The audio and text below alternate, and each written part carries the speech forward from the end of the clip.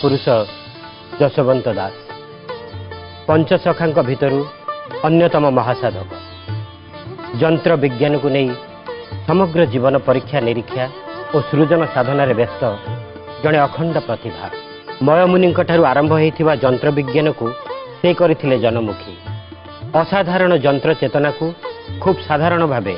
उपस्थापन करिथिबा जड़े महान सन्थ अनेक काव्य कविता रचना करिथिबा महापुरुष जशवंत दास रचनावली मध्यरु आत्मपरिचय गीता शिव स्वरद्वय एवं गोविंद चंद्र प्रेम भक्ति ब्रह्मगीता आदि अन्यतम। संप्रति जगतसिंहपुर जिले में अवस्थित जशवंतर पैतृक गाँ अढ़ंग गोटे पाखरे बिलुआखाई नईर उज्जवल बालुका पठा और आरपटे जशवंत दास को समाधिपीठ अनेक मालिकार रचयिता सी मोहर ऊर्धरे मोक्षर दिशा देखा पुण्य श्लोक बहु रस और रहस्यर भरा जशवंतर जीवनी एवं श्रीजगन्नाथ और पंचसखा कार्यक्रम में महापुरुष जशवंत दास को नहीं आमर बौद्धिक महामंथन जारी रहिबो। महापुरुष जशवंत दास को नहीं आमर आलोचना महापुरुष जशवंत दास को नहीं हवाक आलोचना को आगे नवाई आम गहन अच्छा विशिष्ट गवेषक डॉक्टर निरंजन साहू महोदय एवं सहित अच्छा प्रेम सागर बाबा अरिखित दास महाराज। आम प्रथमे आलोचना आरंभ करवा श्रीजुक्त साहू जदि अल्परे आम जानवा चाहिए महापुरुष जशवंत दास स्वतंत्रता कौन निरापण कौन कौन पाई अन्य चारि जन सखाठू सीए अलगा सामग्रिक पंक्ति महापुरुष जशवंत कौन कौन कह स्वतंत्रता को नहीं महापुरुष जशवंत दास पंचसखा मध्य मध्यमणि जमती गोटे हारर पदक से भली हारर पदक सदृश से होचंती पंचसखा मध्य मध्यमणि आमर गोटे शताब्दी धरी 1435 मसीह 1535 मसीहा पर्यंत गोटे समय आमर एक सांस्कृतिक विप्लवर समय ओडिशार भाषा साहित्य संस्कृतिर एक गंताघर होची पंचसखा साहित्य। आमे अच्युतानंद को देखू आमे बलराम दास को देखू आमे अनंत को देखू एवं जगन्नाथ को देखू जगन्नाथ दास इत्यादि अपेक्षा जशवंत दास स्वातंत्र्य होउची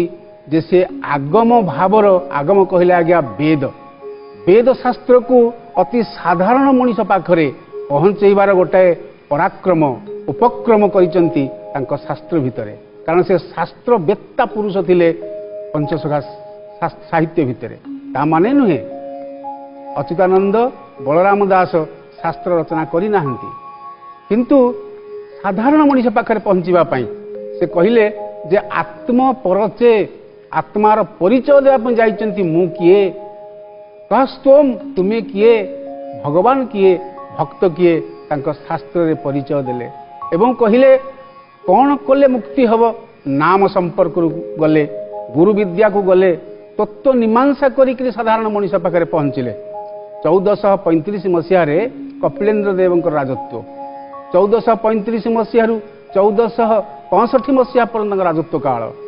1465 मसीह 1495 मसीहा पर्यंत हूँ पुरुषोत्तम देव काल एवं 1495 मसीह 1533-34 मसीहा पर्यंत जो समय से समय हूँ प्रतापरुद्र समय जशवंत जदिव जन्म नौचंती पुरुषोत्तम देव समय 1487 मसीह किंतु प्रतापरुद्र देव समय जो राजनीतिक जीवन से ही जीवन में मनीष को पराहत जीव को रास्ता देखबारे राहा देखबारे गुरु भाव परम गुरु भाव आविर्भूत होते जशवंत दास। चमत्कार तथ्य आम फेरबू प्रेमसागर बाबा निकट को महापुरुष जशवंत एंतुड़ीशाल कौटी कौटी जन्म हेले बापा माँ किए थे महापुरुष जशवंत पिता नाम हूँ बलभद्र मल्ल माता नाम हूँ रेखा देवी एवं जशवंत दास माता रेखा देवी कोलमंडन करी जन्मलाभ करथिले अढ़ंगगढ़ से गोटे जगह कहते अढ़ंगगढ़ मत रखिल गोसाई बाछी नाम जशवंत देल भावग्राही तेणु अढ़ंगे जन्म पिता बलभद्रमल माता रेखा देवी जशवंत गोस्वामी होउचंती आध्यात्मिक जगतर गोटे विराट प्रतिभा अन्य चारि सखा मानकर भली ये भी महान कृतित थे तेणु अगम्य भावर प्रतीक बोली कहुए अगम्य भाव जाने जशवंत